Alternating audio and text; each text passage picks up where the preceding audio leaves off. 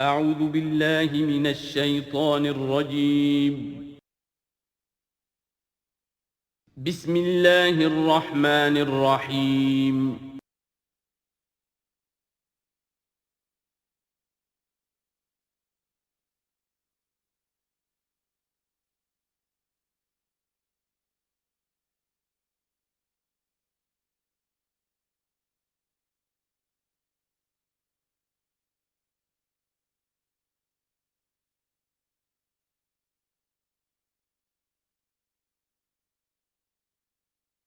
اما بعد فاعوذ باللہ من الشیطان الرجیم براءۃ من اللہ ورسولہ الی الذین عاہدتم من المشرکین فسیحوا فی الارض اربعۃ اشہر واعلموا انکم غیر معجز اللہ وان اللہ مخزی الکافرین صدق اللہ العظیم رب اشرح لی صدری ویسر لی امری واحلل عقدۃ من لسانی یفقہوا قولی اللہم ربنا الہمنا رشدنا واعذنا من شرور انفسنا اللہم ارنا الحق حقا وارزقنا اتباعہ وارنا الباطل باطلا وارزقنا اجتنابہ اللہم طہر قلوبنا من النفاق واعمالنا من الرياء آمین یا رب العالمین۔ اب ہم اللہ کے نام سے سورہ توبہ کا آغاز کر رہے ہیں۔ یہ سورہ مبارکہ تجزیے کے اعتبار سے قرآن حکیم کی مشکل ترین صورت ہے۔ اس میں کئی خطبات ہیں جو مختلف مواقع پر نازل ہوئے ہیں، اور چونکہ قرآن مجید میں یہ چیز محفوظ نہیں ہے کہ کون سا خطبہ کس وقت نازل ہوا، اس کے حوالے سے بڑی تحقیق کی ضرورت ہوتی ہے، اور جن لوگوں نے اتنی تکلیف گوارا نہیں کی ہے وہ بہت سے مغالطوں میں خود بھی مبتلا ہوئے ہیں اور دوسروں کو بھی مبتلا کیا ہے۔ بہرحال پہلی بات تو یہ سمجھیے کہ یہ سورہ مبارکہ دو بڑے بڑے حصوں پر مشتمل ہے۔ پہلا حصہ پہلے 5 رکوعوں پر مشتمل ہے اور دوسرا حصہ 11 رکوعوں پر مشتمل ہے۔ فلسفہ دین اور فلسفہ رسالت کے اعتبار سے ان دونوں حصوں کے مابین فرق یہ ہے کہ نبی اکرم صلی اللہ علیہ وسلم کی بعثت ہوئی تھی، براہ راست بعثت جن میں سے آپ خود تھے، یہ بعثت خصوصی ہے، بعثت خاصہ ہے کہ جو مشرکین عرب کی طرف ہے، بنی اسماعیل کی طرف ہے۔ ایک آپ کی بعثت عمومی ہے پوری نوع انسانی کی طرف، آپ 2 بعثتوں کے ساتھ مبعوث فرمائے گئے۔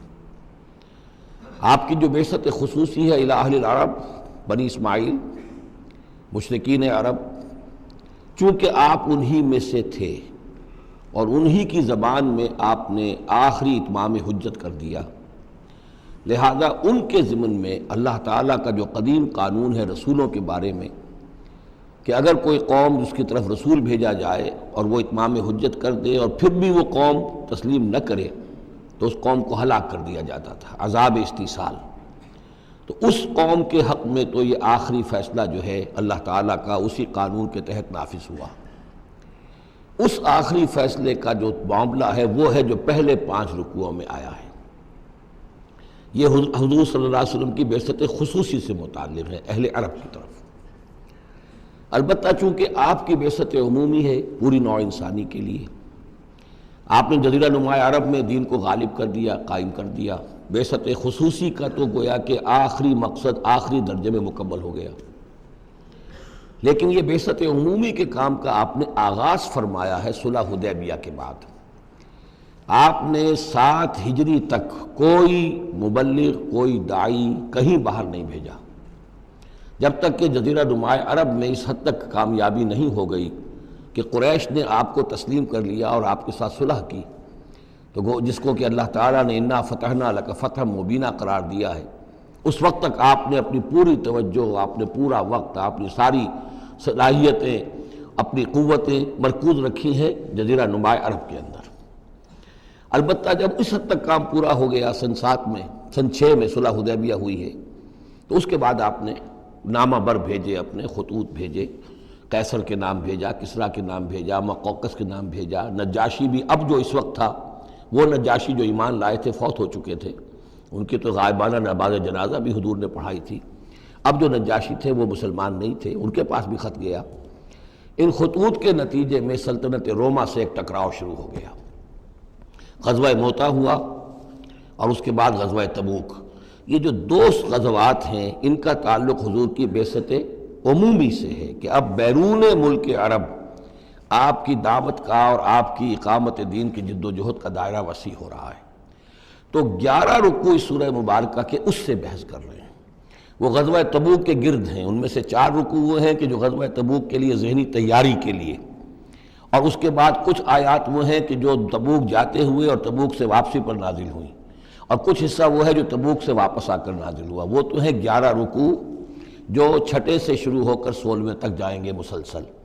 البتہ پہلے 5 رکوع وہ ہیں کہ جن میں اندرون جزیرہ نما عرب، اندرون ملک آپ کے جو مشن تھا اس کی تکمیل کا جو آخری مرحلہ تھا اس کا اعلان ہو رہا ہے۔ اب یہ جو 5 رکوع ہیں ان میں بھی ایک عجیب تقسیم ہے۔ ان میں 2 رکوع وہ ہیں کہ جو سن 8 ہجری میں فتح مکہ سے قبل نازل ہوئے ہیں۔ ان میں تیار کیا گیا ہے مسلمانوں کو فتح مکہ کے لیے کہ وہ نکلیں، اور ساری رد و قدا ہو رہی ہے کچھ لوگوں کی طرف سے، کچھ منافقین کی طرف سے، کچھ سادہ دل مسلمانوں کی طرف سے، نیک دل مسلمانوں کی طرف سے، کچھ ایسے لوگوں کی طرف سے کہ جن کے وہاں رشتہ دار ہیں کہ اب اگر جنگ ہوگی اور جا کر ہم حملہ کریں گے مکے پر تو اس سے یہ ہے کہ ان رشتہ داروں کو بھی غضب پہنچے گا۔ کچھ ایسے مسلمان تھے جن کی فیملیز وہاں تھیں اور انہیں اندیشہ تھا کہ وہ کہیں جب یہ چکی پیسے گی تو کہیں گندم کے ساتھ گھن بھی نہ پیس جائے۔ تو ایک رد و قدا ہے جو ان 2 رکوعوں میں آپ کو ملے گی کہ جو نازل ہوئے ہیں سن 8 میں فتح مکہ سے قبل، اور 3 رکوع وہ ہیں کہ جو نازل ہوئے ہیں سن 9 میں ذی قعدہ کے بعد۔ اور یہ جب کہ فتح مکہ ہو چکا، اس سال حضور نے حج نہیں کیا، پھر اگلے سال آپ نے بھی دوبارہ حج نہیں کیا، لیکن آپ نے ایک قافلہ بھیج دیا تھا کہ وہ جائے، اور اس کے امیر کی حیثیت سے حضرت ابوبکر صدیق رضی اللہ تعالیٰ عنہ تھے امیر الحج۔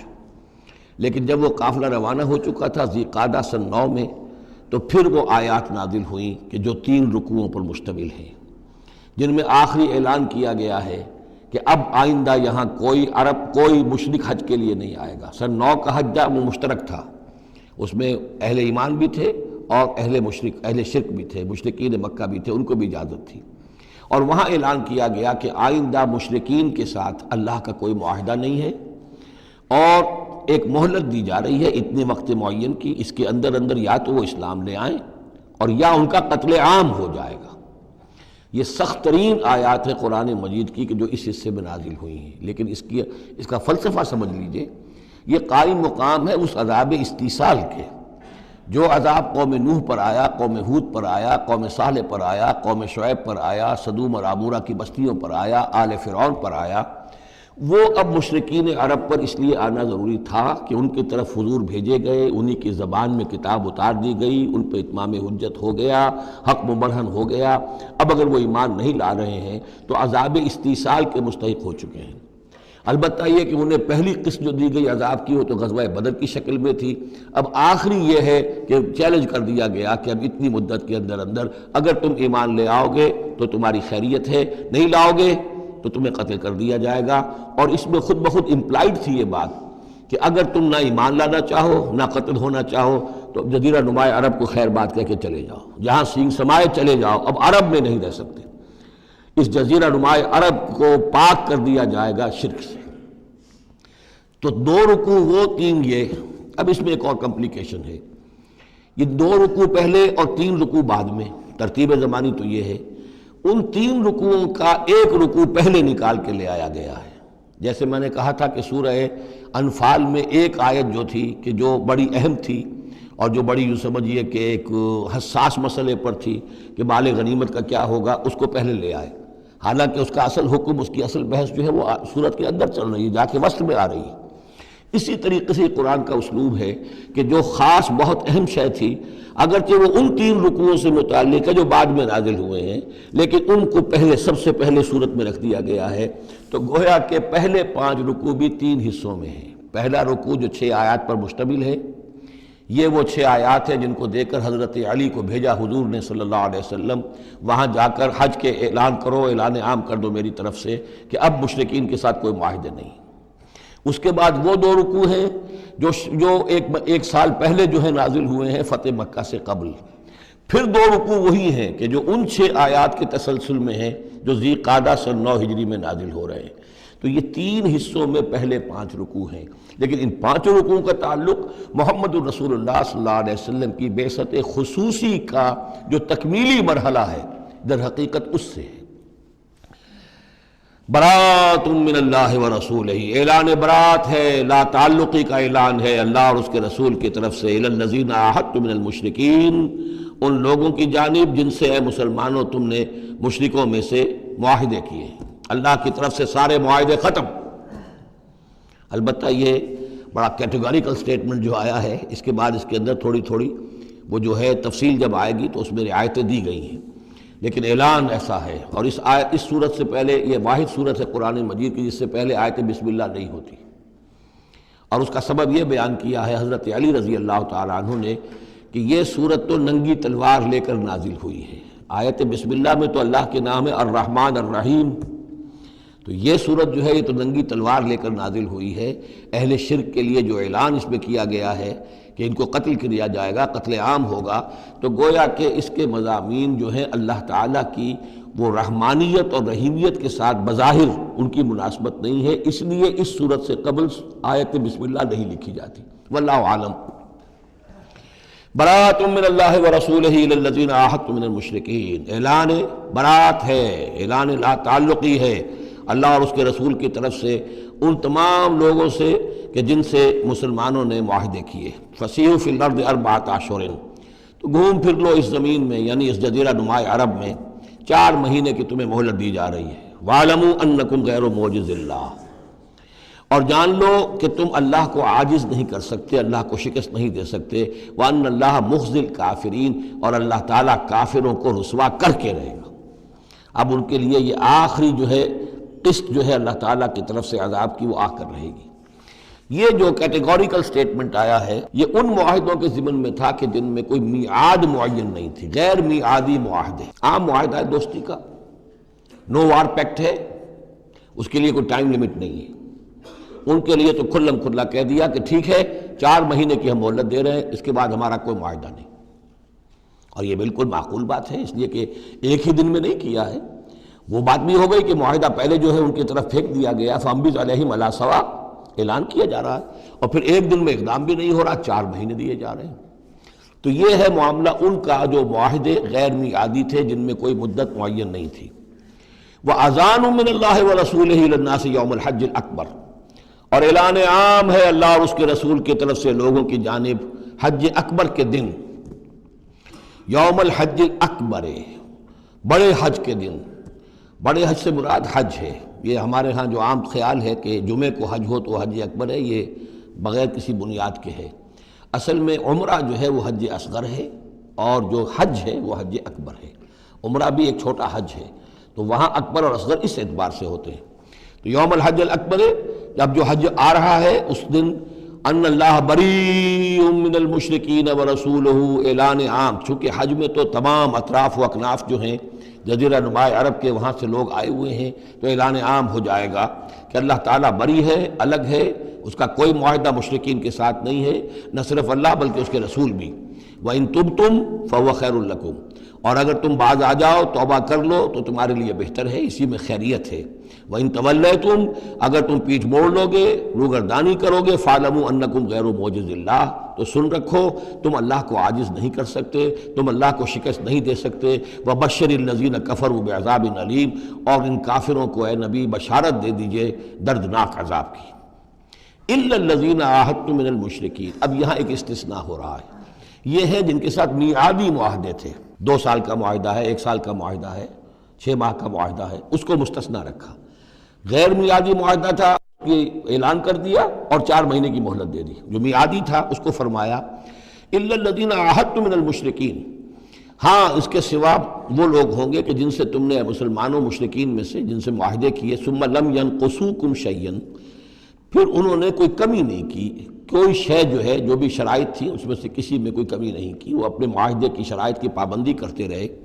وَلَمْ يُظَاهِرُوا عَلَيْكُمْ، اور نہ تم پر تمہارے دشمنوں کی کوئی مدد کی، احدن کسی کی بھی، فَأَتِمُّوا إِلَيْهِمْ عَهْدَهُمْ، تو ان کے لیے ان کی مدت مکمل کر دو، اِلَى مُدَّتِهِمْ، جو بھی مدت ہے، کسی کی 2 سال کی ہے، کسی کی 6 مہینے کی ہے، تو جو میعادی معاہدہ ہے اس کی بشرطے کہ ان کی طرف سے کوئی خلاف ورزی نہ ہوئی ہو تو ان کی مدت جو ہے وہ پوری کر دو۔ ان اللہ یحب المتقین، یقیناً اللہ تعالیٰ تقوی والوں کو پسند کرتا ہے۔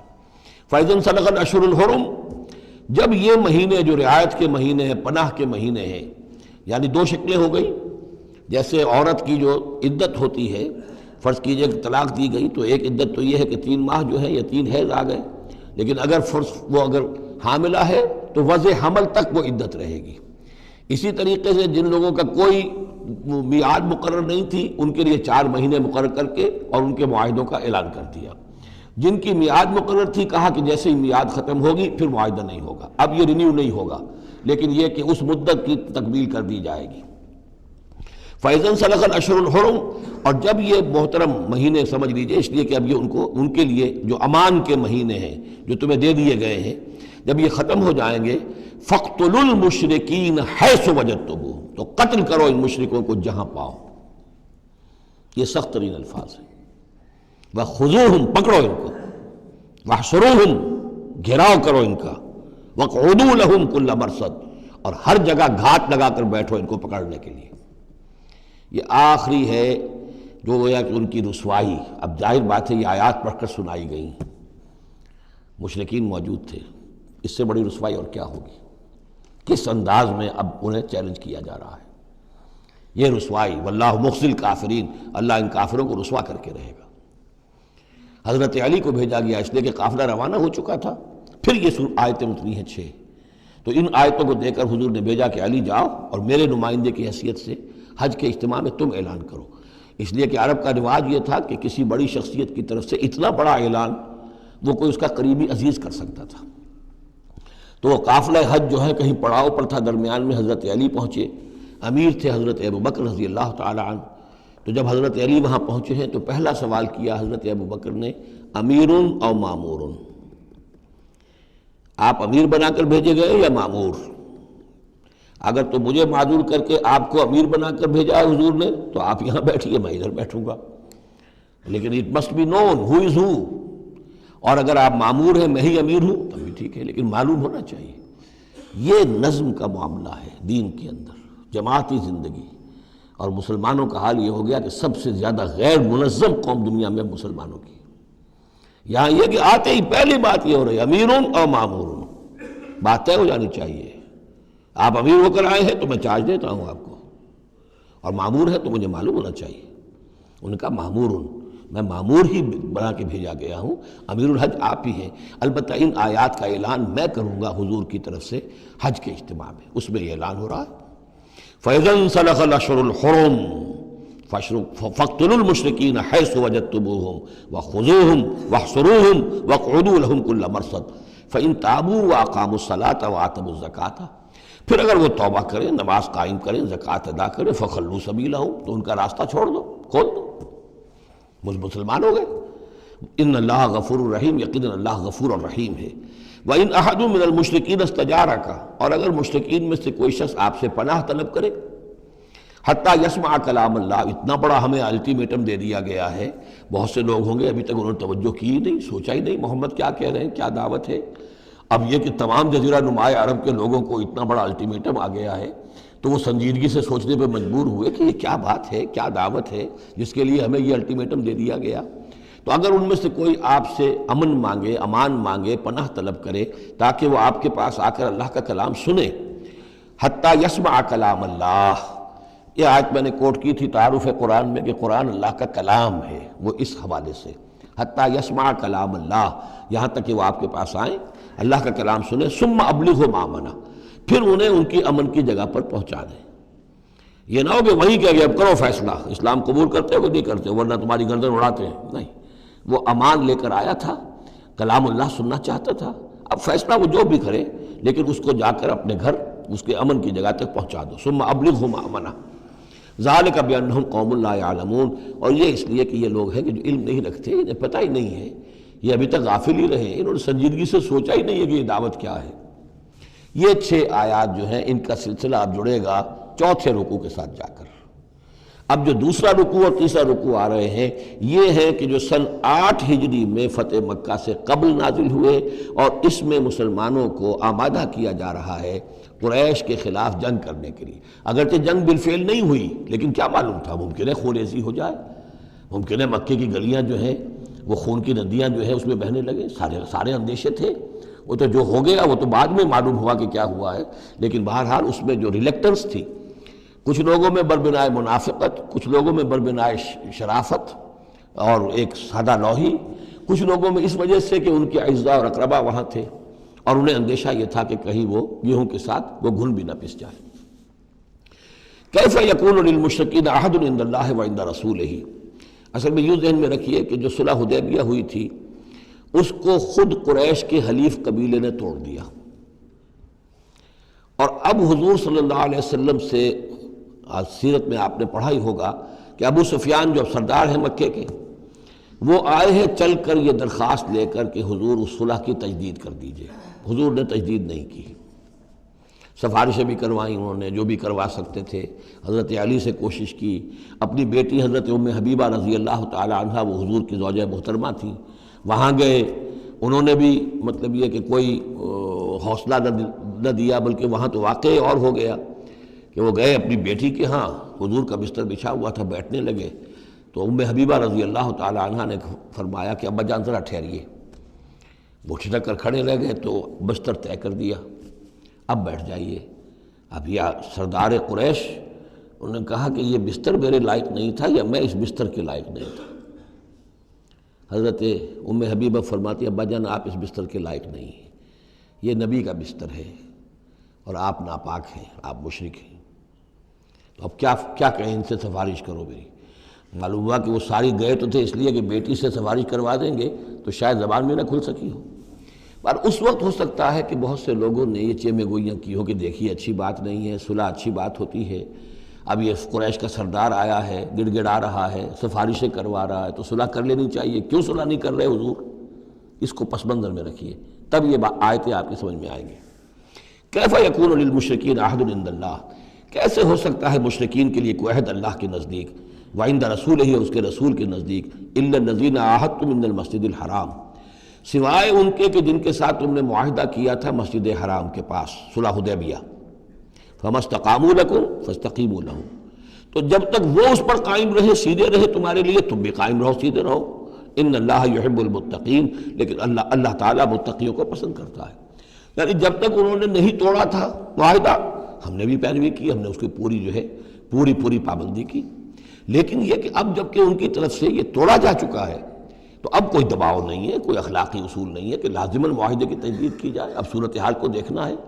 حضور کو پورا اندازہ ہو چکا تھا کہ اب ان مشرکین میں اتنا دم نہیں ہے کہ وہ مقابلہ کر سکیں، تو معاہدے کا مطلب کیا ہوتا کہ کفر اور شرک کو ایک فریش لیز آف ایگزسٹنس دے دیا جائے، 10 سال کے لیے اگر معاہدہ کریں، 10 سال کے لیے کفر جو ہے ڈنکا بجائے گا، تو حضور کو پورا اندازہ تھا، اس لیے آپ نے تجدید نہیں کی۔ کیف وَإِن يَظْهَرُوا عَلَيْكُمْ، کیسے جبکہ اگر وہ تم پر کہیں قابو پا لیں، غالب آ جائیں، لا يرقبوا منکم الا ولا ذمہ، تو ہرگز لحاظ نہیں کریں گے نہ تمہاری قرابت کا نہ عہد کا۔ ان کے ہاں تو نہ قرابت کے کوئی معنی ہے نہ معاہدے کے کوئی معنی ہے، معاہدہ جب بھی چاہا توڑ دیا، قرابت داری کے خلاف کیا۔ یرضونکم بافواہہم، اب وہ جو آئے ہیں صلح کی تجدید کرنے کے لیے اور چاپلوسی کر رہے ہیں، وہ چاہتے ہیں کہ تمہیں راضی کر لیں اپنے منہ سے، وتابا قلوبہم، اب بھی ان کے دل انکاری ہیں، دل اب بھی نہیں مان رہے، واکثرہم فاسقون، اور ان کی اکثریت فاسقین پر مشتمل ہے۔ اشتروا بآیات اللہ ثمنا قلیلا، یہ وہی لوگ ہیں جنہوں نے اللہ کی آیات کو فروخت کیا ہے حقیر سی قیمت کے عوض، اپنی چودراہٹیں، اپنی سیادتیں، حق کو پہچاننے کے باوجود محمد رسول اللہ 13 برس تک ان کے ہاں 12 برس تک دعوت دیتے رہے، انہوں نے قرآن مجید کو رد کیا، فصدوا عن سبیلہ، لوگوں کو روکتے رہے، خود بھی رکے رہے اللہ کے راستے سے، انہم ساء ما کانوا یعملون، بہت ہی برا ہے ان کا عمل جو رہا ہے۔ لا يرقبون فی مومن الا ولا ذمہ، دوبارہ یہ کسی مومن کے حق میں نہ قرابت کا کوئی لحاظ کرتے ہیں نہ کسی عہد اور معاہدے کا کرتے ہیں، وَأُولَٰئِكَ هُمُ الْمُعْتَدُونَ، اور حقیقت میں یہی لوگ ہیں جو حد سے زیادہ تجاوز کرنے والے ہیں۔ فَإِن تَابُوا وَأَقَامُوا الصَّلَاةَ وَآتَوُا الزَّكَاةَ، پھر بھی اللہ نے راستہ کھلا رکھا ہوا ہے، اب بھی کھلی بات ہے کہ اگر وہ توبہ کریں اور نماز قائم کریں اور زکوٰۃ دیں فاخوانکم فی الدین، تو وہ تمہارے دینی بھائی ہیں۔ ونفصل الآیات لقوم یعلمون، اور ہم اپنی آیات کی تفصیل بیان کر رہے ہیں ان لوگوں کے لیے جو علم رکھتے ہیں، جو علم حاصل کرنا چاہیں۔ وَإِن نَكَثُوا أَيْمَانَهُمْ مِن بَعْدِ عَهْدِهِمْ، اور اگر انہوں نے توڑ دیا ہے اپنی اس قسم کو اور معاہدے کو اس کے باندھنے کے بعد، وَطَعَنُوا فِي دِينِكُمْ، اور جب کہ وہ انہوں نے عیب لگایا ہے تمہارے دین کے معاملے میں، فَقَاتِلُوا أَئِمَّةَ الْكُفْرِ، تو اب جنگ کرو ان کفر کے اماموں سے۔ یہ ہے الفاظ جو بہت نوٹ کرنے کے۔ ائمۃ الکفر کون تھے جزیرہ نما عرب میں؟ کافر تو سب تھے، مشرک سب تھے۔ ائمۃ الکفر، ائمۃ الشرک، یہ قریش تھے، متولی کعبے کے، بتوں کے مجاور، یہ سارا مرکز جو ہے شرک کا جو بنایا، اللہ کے گھر کو توحید کا مرکز تھا اسے شرک کا اڈا بنا دیا۔ یہ ہے امام۔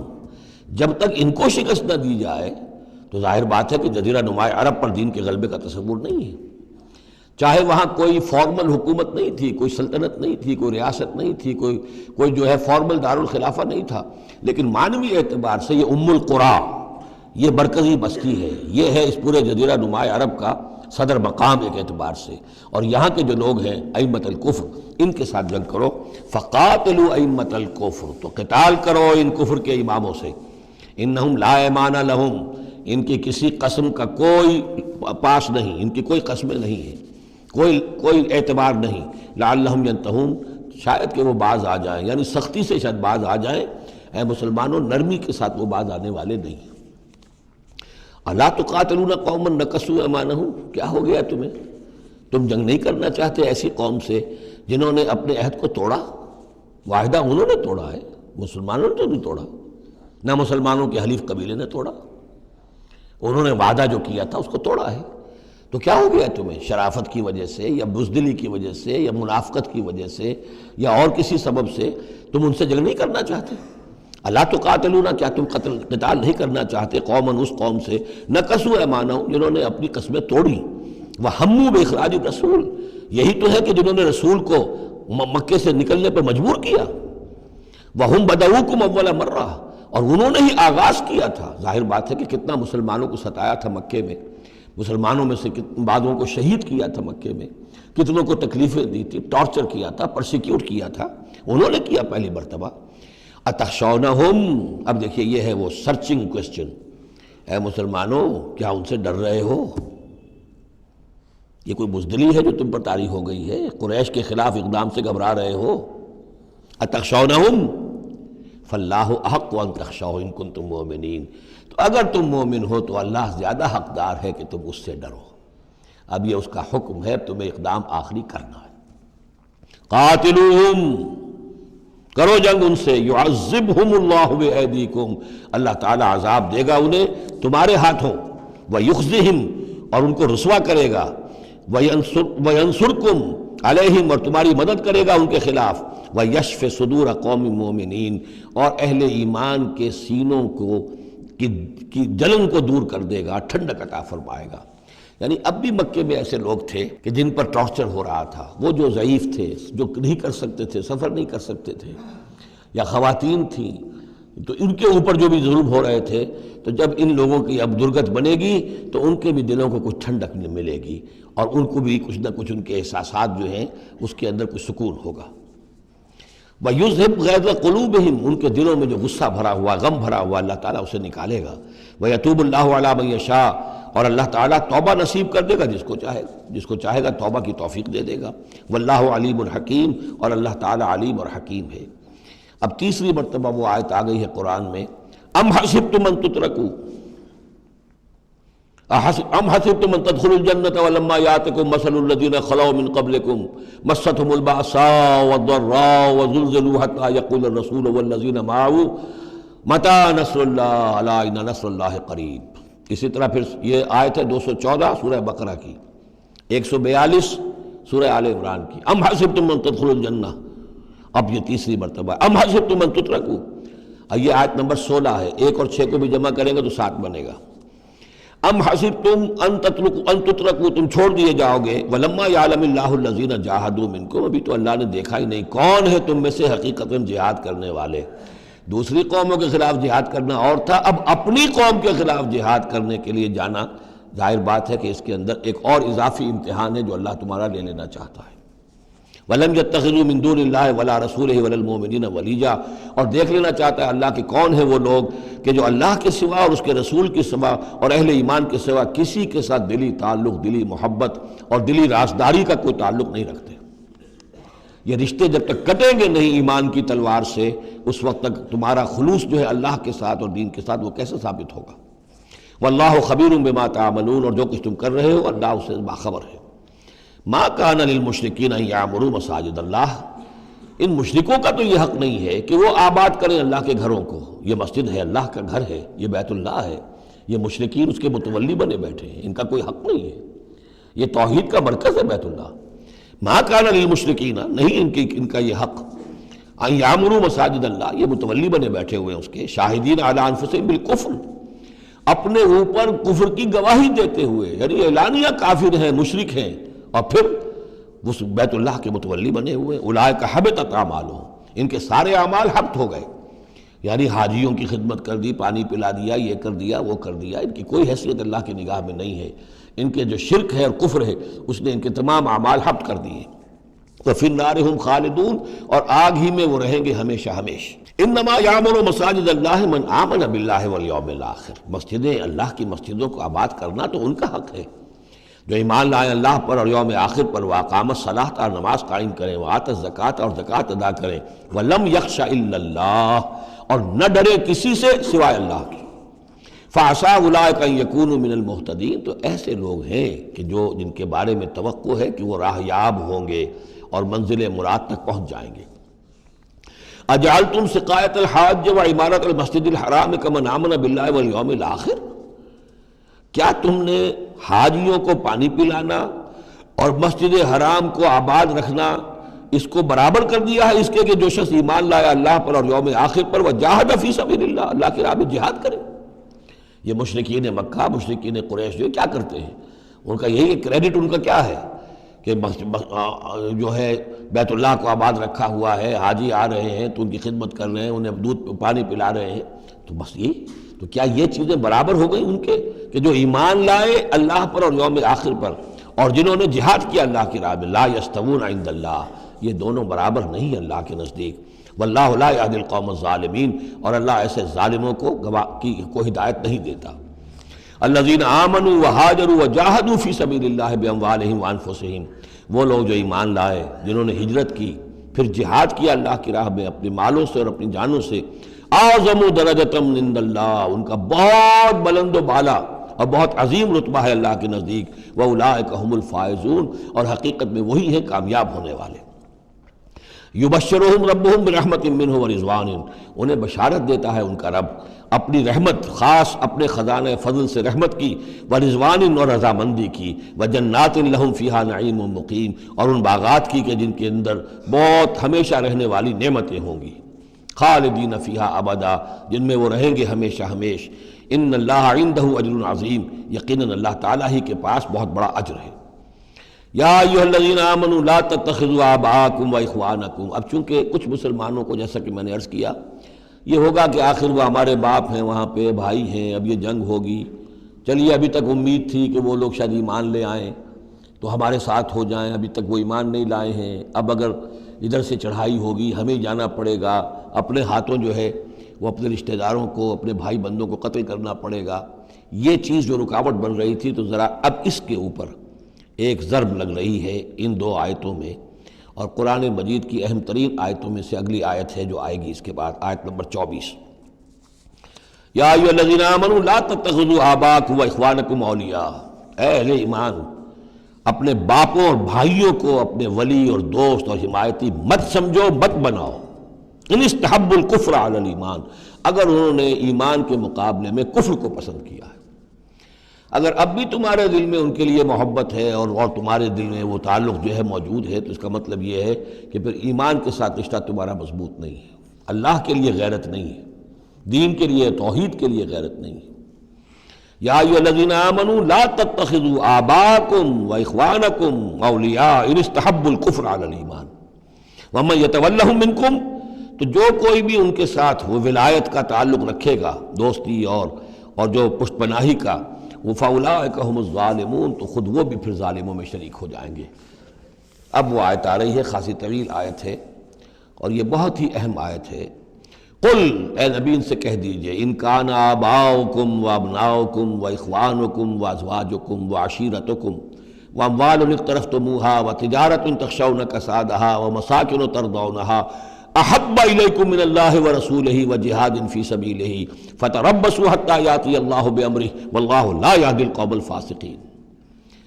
اے نبی ان سے کہہ دیجئے، اگر ہو تمہیں تمہارے باپ اور تمہارے بیٹے اور تمہارے بھائی اور تمہاری بیویاں یا بیویوں کے لیے شوہر اور تمہاری برادری رشتہ دار، اور وہ مال جو تم نے بہت محنت سے کمائے ہیں، جمع کیے ہیں، وہ تجارت جس کے مندے کا تمہیں خطرہ رہتا ہے، ڈرتے رہتے ہو، اور وہ حویلیاں اور وہ محل جو تم نے بنائے ہیں تمہیں بہت پسند ہیں، مساکن ترضونہا، اگر یہ 8 چیزیں محبوب تر ہیں، احب الیکم، ان 8 کی محبت زیادہ ہے تمہارے دلوں میں، من اللہ ورسولہ وجہاد فی سبیلہ، اللہ کی محبت، رسول کی محبت، اللہ کی راہ میں جہاد کی محبت، اگر یہ 3 محبتیں کم ہیں، وہ زیادہ ہیں، فتربصوا، تو جاؤ انتظار کرو، دفع ہو جاؤ، فتربصوا، جاؤ انتظار کرو، حتی یاتی اللہ بامرہ، یہاں تک کہ اللہ اپنا فیصلہ سنا دے، واللہ لا یہدی القوم الفاسقین، اللہ ایسے فاسقوں کو راہیاب نہیں کرتا۔ بہت سخت آیت ہے، بہت اہم آیت ہے، بڑی کیٹیگوریکل ہے۔ ہر شخص اپنے باطن میں ایک ترازو نصب کرے، اپنے باطن میں، کسی اور کو نہ ناپیے تولیے، یہ اپنے آپ کو تولیے۔ بل الانسان علی نفسہ بصیرہ، انسان اپنے آپ سے خوب واقف ہے۔ ایک میں ڈالیے پلڑے کے اندر یہ 8 محبتیں، باپوں کی محبت، بیٹوں کی، بھائیوں کی، بیویوں کی یا شوہروں کی، اسپاؤسز کی، یا اس کے بعد رشتہ داروں کی، اور 3 شکلیں ہیں مال کی، وہ مال جو جمع کیا ہے، اور وہ تجارت جو بڑی محنت سے جمائی ہے، اس کا مندے کا اندیشہ رہتا ہے، اور وہ گھر بنائے ہیں، محل بنائے ہیں، کوٹھیاں بنائی ہیں، ولاز بنائے ہیں، بڑے ان کو سجایا ہے، ڈیکوریٹ کیا ہے۔ اگر ان 8 چیزوں کی محبت تمہارے دل میں زیادہ ہے، اللہ کی محبت، اس کے رسول کی محبت، اللہ کی راہ میں جہاد کی محبت سے، یہاں یہ تیسری چیز ہے کانکریٹ۔ پہلی 2 تو آپ کہہ سکتے ہیں میرے دل میں بڑی محبت ہے، آپ کو کیا پتہ، ٹھیک ہے بھائی، ہو سکتا ہے ٹنوں محبت ہو اللہ کی آپ کے دل میں، اور رسول کا بھی عشق ہو سکتا ہے کہ ٹنوں ہو آپ کے دل میں، لیکن تیسری محبت تو نظر آ جائے گی، اللہ کی راہ میں جہاد کی محبت کتنی ہے۔ اگر یہ 3 محبتیں ہلکی ہیں، وہ پڑھنا بھاری ہے، فتربصوا حتی یاتی اللہ بامرہ، تو جاؤ انتظار کرو یہاں تک کہ اللہ اپنا فیصلہ سنا دے، اور اللہ ایسے فاسقوں کو، ایسے ناہنجاروں کو، ایسے سرکشوں کو اللہ تعالیٰ ہدایت نہیں دیتا۔ یہ سیلف اسیسمنٹ سکیم ہے، ہر شخص خود اپنا جائزہ لے، کہاں کھڑا ہے، اس کی allocation of time, allocation of energies, اپنی صلاحیتیں کہاں لگا رہا ہے، کہاں کھپا رہا ہے، کس کام میں لگا رہا ہے۔ اسی کو پھر علامہ اقبال نے ایک شعر میں جمع کر دیا ہے، یہ مال و دولت دنیا، یہ رشتہ و پیوند، بتان وہم و گما، لا الہ الا اللہ۔ مال و دولت دنیا کی 3 شکلیں، دولت جیسے بھی ہو، ایسٹس ہوں، بینک بیلنس ہو، سٹاکس ہوں، جو بھی ہو، یہ مال و دولت دنیا۔ نمبر 2 جائیداد ہے، نمبر 3 بزنس ہے یا کیریئر ہے، پروفیشن ہے، اور رشتہ و پیوند جو سب سے قریبی ہو سکتے ہیں، باپ، بیٹا، بھائی اور سپاؤس، اور جو بھی اور رشتہ دار ہیں۔ یہ مال و دولت دنیا، یہ رشتہ و پیوند، بتان وہم و گما، یہ صرف بت ہیں، ہمارے اپنے وہم کے، توہم کے، ان کی کوئی حقیقت نہیں ہے۔ بتان وہم و گما، لا الہ الا اللہ۔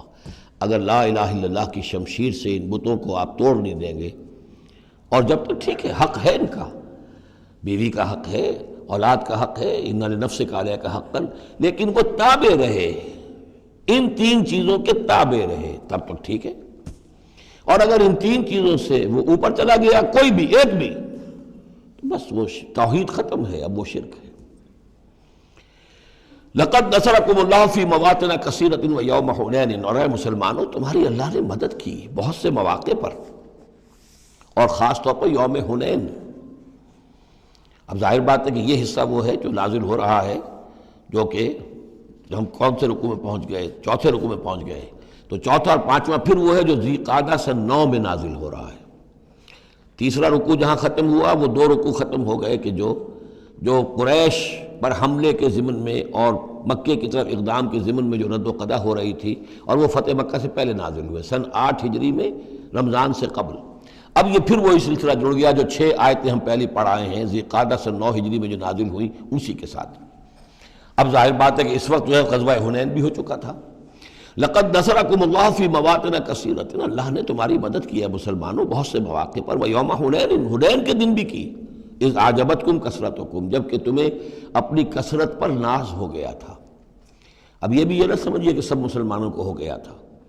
حضور جب فتح مکہ کے وقت آئے ہیں مکے میں تو 10,000 مسلمان آپ کے ساتھ تھے، پھر اس کے بعد آپ نے جب طائف پر حملے کا فیصلہ کیا اور اس کے بعد آپ میدان میں نکلے اور حنین کی جنگ ہوئی ہے تو 12,000 کا لشکر آپ کے ساتھ تھا، 10,000 وہ تھے اور 2,000 یا تو وہ لوگ تھے جو فتح مکہ کے بعد ایمان لائے، 9 مسلم سمجھ لیجئے اسی وقت جو ایمان لائے، اور یا ابھی وہ مشرک ہی تھے لیکن چونکہ اب وہ رعایا ہو گئے مسلمانوں کی تو وہ بھی گویا کہ شریک تھے اس میں ان کے خادموں اور معاونین کی حیثیت سے۔ 12,000 کا یہ لشکر جب گزر رہا تھا ایک وادی سے، اور اس وادی کے دونوں طرف پہاڑیاں تھیں، تو جو تیر انداز تھے اور وہ بہت ہی نشانے والے لوگ تھے تو انہوں نے مورچے بنا رکھے تھے پہاڑیوں کے اوپر، ان کے اوپر سے تیروں کی بوچھاڑ آئی ہے، تو یہ نشیب میں ہے، وادی میں ہے، اوپر سے بیراج آ رہا ہے، اس کے نتیجے میں بھگدڑ مچ گئی۔ بعض روایات میں تو آتا ہے کہ حضور کے ساتھ صرف 30-40 آدمی رہ گئے، علامہ شبلی نے یہی لکھا ہے 30-40 آدمی رہ گئے، لیکن سید سلیمان ندوی نے پھر اپنے استاد سے اختلاف کرتے ہوئے اسی میں سیرت النبی میں نوٹ دیا کہ نہیں 300-400 آدمی رہ گئے تھے، لیکن 300-400 آدمی بھی رہ جائیں 12,000 میں سے تو بھگدڑ بہت بڑی۔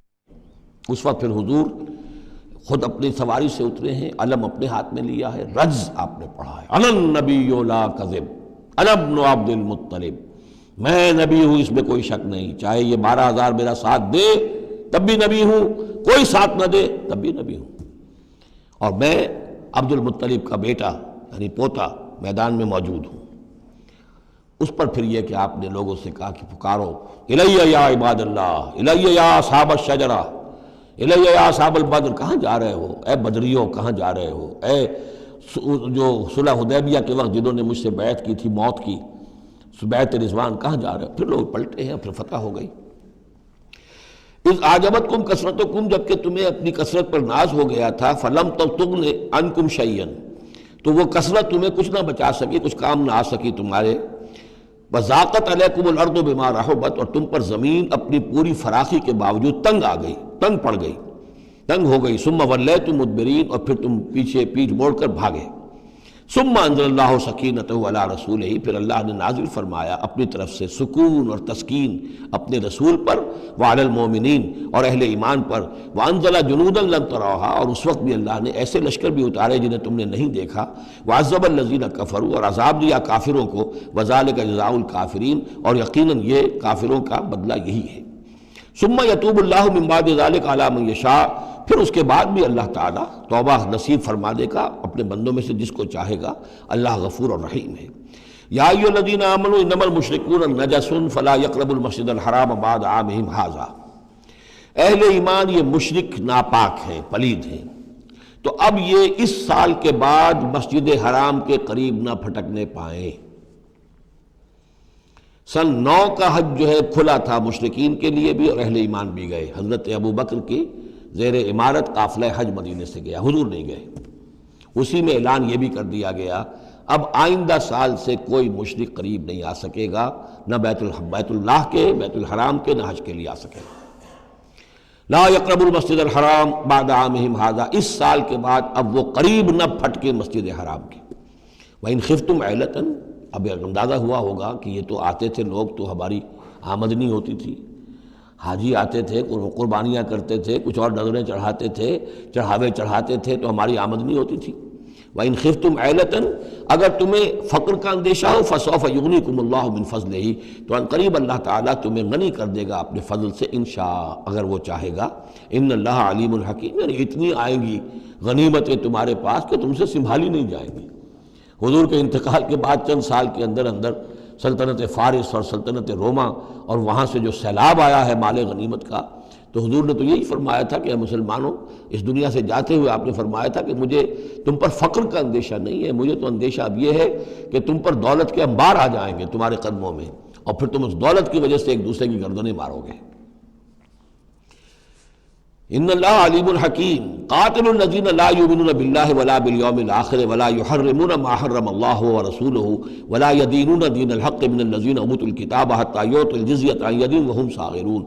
یہ آیت بھی فلسفہ دین کے اعتبار سے بہت اہم ہے۔ جنگ کرو ان لوگوں سے جو نہ ایمان رکھتے ہیں اللہ پر نہ یوم آخر پر، جو حرام نہیں ٹھہراتے جس کو اللہ اور اس کے رسول نے حرام ٹھہرایا، اور نہ قبول کرتے ہیں دین حق کی تابع داری من الذین اوتوا الکتاب، ان لوگوں میں سے کہ جن کو کتاب دی گئی تھی، حتی یعطوا الجزیۃ عن ید وہم صاغرون، یہاں تک کہ وہ اپنے ہاتھ سے جزیہ پیش کرے اور چھوٹے ہو جائیں، نیچے رہے، تابع ہو جائیں۔ یہ فرق ہے جو کیا گیا ہے۔ مشرکین عرب کے لیے تو کوئی آپشن نہیں تھا، یا ایمان لاؤ یا گردن مار دی جائے گی، اس لیے کہ ان میں سے تھے حضور صلی اللہ علیہ وسلم، ان پر اتمام حجت بدرجہ آخر ہو گیا۔ لیکن یہ کہ باقی لوگوں کے لیے، نصارہ اور یہود کے لیے بھی، اور اسی کے تابع بقیہ پوری نوع انسانی ہے، تمام انسان، پھر فارس کے لوگ تھے یا ہندوستان کے لوگ تھے یا اور تھے، ان سب کے لیے قانون یہی رہا ہے۔ کسی کے لیے یہ چیلنج نہیں ہے کہ تم یا ایمان لاؤ یا قتل کر دیے جاؤ گے، اس کے بعد کسی کے لیے نہیں۔ یہ خاص وقت تھا اس قوم کے لیے اس عذاب کا کہ جس قوم نے ایک رسول کی دعوت کو رد کیا تھا۔ اب اس کے بعد کوئی رسول ہے بھی نہیں، موجود نہیں ہے، بنفس نفیس تو موجود نہیں ہے، معنوی طور پر ہے، وہ واقعتاً جو ہے مادی طور پر تو نہیں ہے۔ اس حوالے سے اب بقیہ پوری نوع انسانی کا معاملہ کیا ہے؟ ان کے سامنے یہ ہے کہ قتال ان سے بھی کیا جائے گا، جنگ ان سے بھی کی جائے گی، یہاں تک کہ وہ تابع ہو جائیں، اللہ کے دین کی بالادستی کو قبول کر لیں، لیکن اس کے نیچے وہ یہودی رہیں، وہ مجوسی رہیں، وہ ہندو رہیں، وہ سکھ رہیں، وہ پارسی رہیں، وہ جو بھی چاہے رہیں، انڈیویجول کو کسی کو اسلام لانے پہ مجبور نہیں کیا جائے گا، اور یہ نہیں ہوگا کہ گردن اڑا دی جائے گی یا اسلام لاؤ۔ وہ معاملہ تھا مشرکین عرب کے لیے۔ یہ جو زمین و آسمان کا فرق، اس کو اچھی طرح سمجھ لیجئے۔ یہی وجہ ہے کہ پھر جب دور صحابہ میں اور دور خلافت راشدہ میں فوجیں نکلی ہیں صحابہ کی، تو 3 آپشنز دیتے تھے وہ۔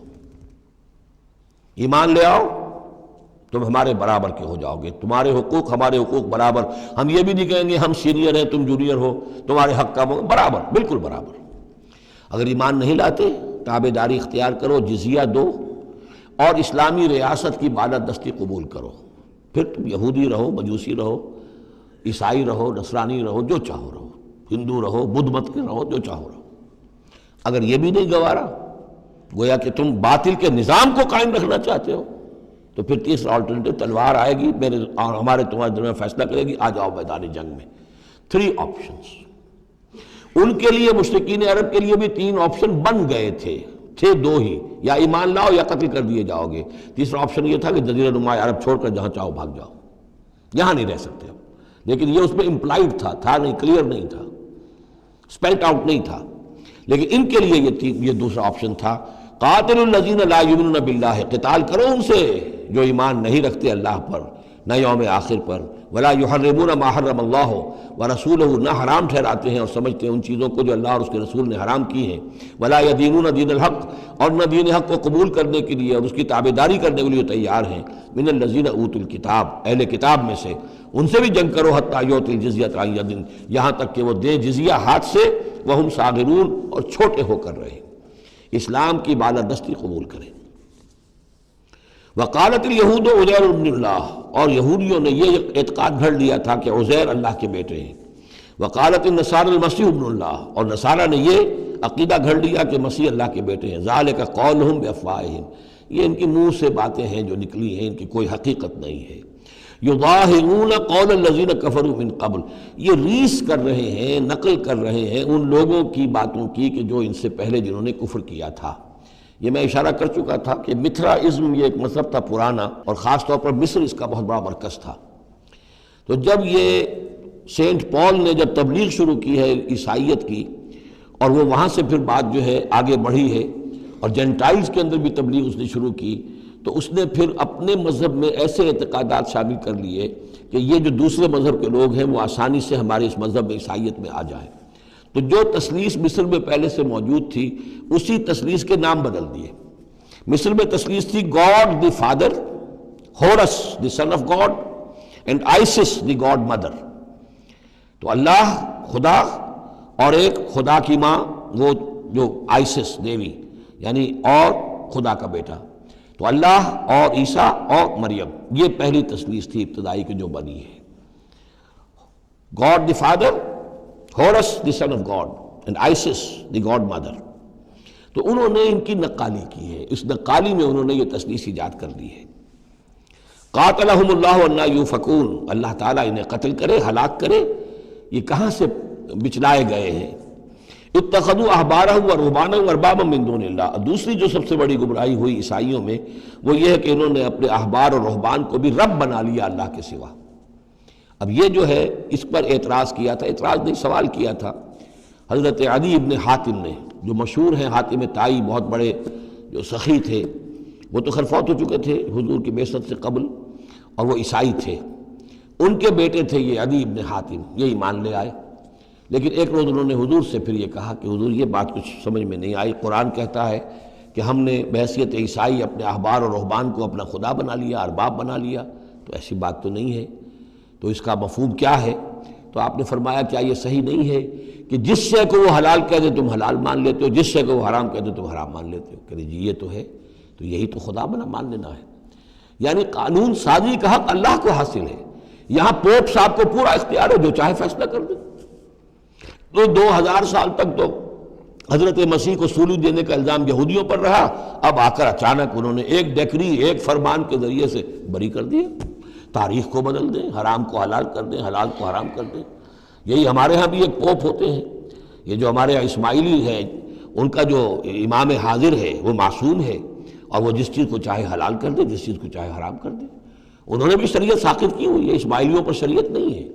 ایک اسماعیلی وہ ہیں جو ہنزا وغیرہ میں رہتے ہیں، ان کے ہاں شریعت ہے. یہ پرانے اسماعیلی ہیں کہ جو باہر سے آ کر یہاں پر آباد ہوئے تھے. ایک یہ گجرات کے علاقے میں آ کر جب اسماعیلیوں نے اپنی تبلیغ کی ہے تو انہوں نے وہی کیا جو سینٹ پال نے کیا تھا، شریعت ساقط کر دی. اور جو ہندوؤں کا عقیدہ تھا اس کے اندر 9 اوتار تھے، 9 اوتار آ چکے ہیں دنیا میں اللہ کے. ان کا کہ حضرت علی 10ویں اوتار ہیں، 10م اوتار. وہ 10م اوتار ان کے عقیدے میں شامل ہو گیا. اور جو ان کا امام حاضر ہے اسے پورا اختیار حاصل ہے، شریعت کی جس چیز کو چاہے منسوخ کر دے، جو چیز چاہے حرام قرار دے دے، جو چیز چاہے حلال قرار دے دے. یہ ہے دین. تو اتخذوا احبارهم ورهبانهم، تو یہ تو گویا کہ خدا ہی بنا لیا، یہ اختیار تو خدا ہی ہے. اربابا من دون اللہ، انہوں نے اللہ کے سوا ان کو بھی رب بنا لیا ہے. والمسیح ابن مریم، اور مسیح ابن مریم کو تو پوچھتے ہیں. وما امروا الا لیعبدوا الہا واحدا، انہیں نہیں حکم دیا گیا تھا مگر اس بات کا کہ وہ پوجے صرف ایک الہ کو. لا الہ الا ہوا، نہیں ہے کوئی معبود اس کے سوا. سبحانہ عما یشرکون، وہ پاک ہے اس سے کہ جو شرک یہ کر رہے ہیں. یریدون ان یطفئوا نور اللہ بافواہہم، یہ چاہتے ہیں کہ اللہ کے نور کو بجھا دیں اپنے منہ کی پھونکوں سے. وَيَأْبَى اللَّهُ إِلَّا يُتِمَّ نُورَهُ وَلَوْ كَرِهَ الْكَافِرُونَ، اور اللہ کو ہرگز منظور نہیں ہے مگر یہ کہ وہ اپنے نور کا اتمام فرما کر رہے چاہے یہ کافروں کو کتنا ہی ناگوار ہو. هُوَ الَّذِي أَرْسَلَ رَسُولَهُ بِالْهُدَى وَدِينِ الْحَقِّ لِيُظْهِرَهُ عَلَى الدِّينِ كُلِّهِ، وہی تو ہے جس نے بھیجا ہے اپنے رسول کو صلی اللہ علیہ وسلم الہدا اور دین حق دے کر تاکہ غالب کرے اسے کل کے کل دین پر، کل نظام زندگی پر. وَلَوْ كَرِهَ الْمُشْرِكُونَ، خواہ یہ مشرکوں کو کتنا ہی ناگوار ہو. کیونکہ یہاں آ کر حضور کے مشن کے آخری درجے میں تکمیل ہو رہی ہے تو یہاں کلیئرلی اب اس کو انشیٹ کر دیا گیا. وہ جو میں نے عرض کیا تھا کہ ایک ہے رسالت کا بنیادی مقصد، تبشیر ہے، انذار ہے، تذکیر ہے، دعوت ہے، تبلیغ ہے. وما نرسل المرسلین الا مبشرین ومنذرین، وہ بنیادی مقصد بھی حضور کی بعثت کا ہے. لیکن حضور کا ایک امتیازی مقصد ہے، تکمیل رسالت کا جو مظہر ہے وہ ہے کہ دین کو غالب کرنا بالفعل. یہ جوڑا جو 2 آیتوں کا ہے یہ بالکل اسی ترتیب کے ساتھ یہ جوڑا سورہ صف میں بھی آیا ہے. دوسری آیت تو جو کہ تو ہے، ایک شوشے کا فرق نہیں. هو الذی ارسل رسولہ بالہدی ودین الحق لیظہرہ علی الدین کلہ ولو کرہ المشرکون. اس پر تو 24 صفحے کا میرا ایک مقالہ ہے جو لکھا ہوا ہے، جو میری کتاب ہے نبی اکرم صلی اللہ علیہ وسلم کا مقصد بعثت. صرف اس ایک آیت پر 24 صفحے کا مقالہ ہے. اور میں مطمئن ہوں اللہ کا شکر ہے کہ اس آیت کا حق اللہ تعالیٰ نے میرے ذریعے سے پورا کروا دیا ہے۔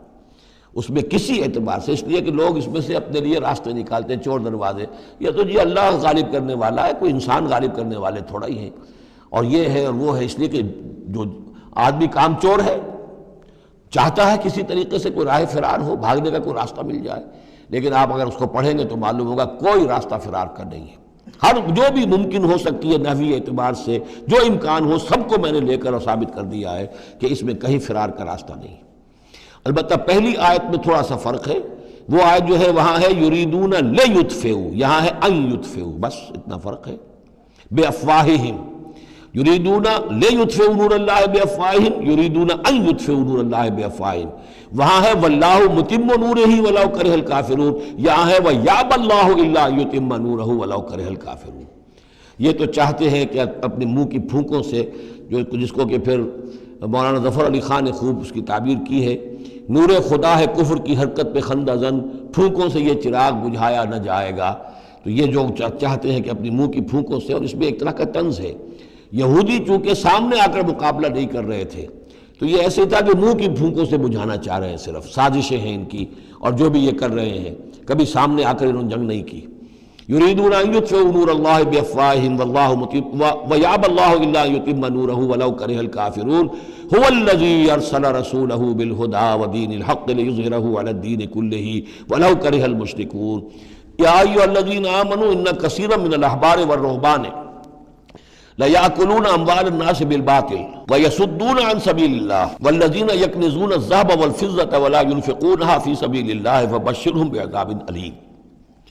یہ آیت بھی بہت اہم ہے، اس لیے کہ جو مسلمان امتوں کے اندر علماء اور احبار اور صوفیاء، یا آپ ایک لفظ استعمال کریں مذہبی پیشوا، جو بھی ایک طبقہ بن جاتا ہے، اگر ان میں دنیا کی محبت اور مال کی محبت آ جائے، ایک عام کاروباری آدمی ہے، دنیا کا کاروبار کرتا ہے، اب ظاہر بات ہے حلال ذریعے سے کما رہا ہے، اچھا کھائے اچھا پہنے، ٹھیک ہے، کوئی جائیداد بھی بناتا ہے، کوئی حرام کام نہیں ہے، اس کی اولاد کو منتقل ہو جائے گی، لیکن یہ کہ جو شخص دین کی خدمت میں لگا ہوا ہے، اب اسے فرض کیجئے کوئی ہدیہ دے رہا ہے، کوئی اس کو اگر فرض کیجئے تحفہ دے رہا ہے یا کسی طریقے سے، تو دین کے لیے دے رہا ہے۔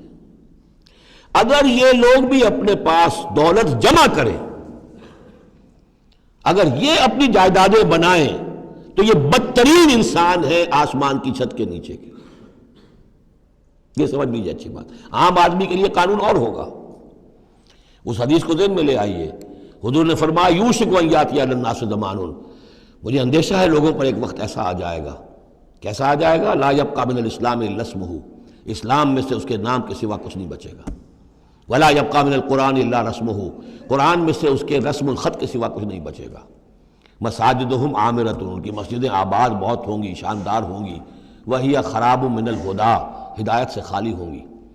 وعلماؤہم شر الناس تحت عدیم السماء، اور ان کے علماء آسمان کی چھت کے نیچے کے بدترین انسان ہوں گے۔ من عندہم تخرج الفتنۃ وفیہم تعود، انہی میں سے فتنہ برآمد ہوگا، انہی میں گھس جائے گا۔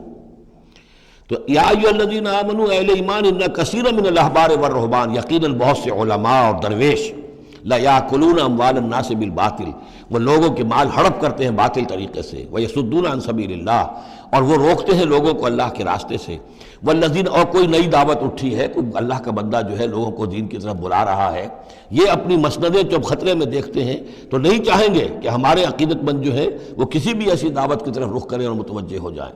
ان کی جائیدادیں بن رہی ہیں، بڑے بڑے ایسٹس بنا رہے ہیں، جب مرتے ہیں تو چھوڑ کر جائیدادیں جاتے ہیں، ان کی اولادوں کے پھر آپس میں مقدمے ہوتے ہیں، جھگڑے ہوتے ہیں۔ فرمایا والذین یکنزون الذھب والفضۃ، اور وہ لوگ کہ جو دفینے بناتے ہیں، جمع کرتے ہیں اپنے پاس سونا اور چاندی، ولا ينفقونها فی سبیل اللہ، اور وہ خرچ نہیں کرتے اس کو اللہ کی راہ میں، فبشرہم بعذاب علیم، تو ان کو بشارت دے دیجیے عذاب علیم کی، دردناک عذاب کی۔ یوم یحمى علیہا فی نار جہنم، جس دن کہ ان کو تپایا جائے گا ان چیزوں کو جہنم کی آگ میں، فتقویٰ بہا جباہہم، اور اسی سونے اور چاندی کو تپا تپا کر اس سے پھر داغے جائیں گے ان کے ماتھے بھی، وجنوبہم اور ان کے پہلو بھی، وظہورہم اور ان کی پیٹھیں بھی، ھذا ما کنزتم لانفسکم یہ ہے جو تم نے کنز کیا تھا اپنے لیے، جو دولت جمع کی تھی، جو خزانے بنائے تھے، فذوقوا ما کنتم تکنزون تو اب مزہ چکھو اس کا جو تم نے کنز بنایا تھا۔ اس آیت کے بارے میں بعض باتیں اور بھی ہیں، انشاءاللہ وہ پھر اگلے نشست میں بیان کروں گا۔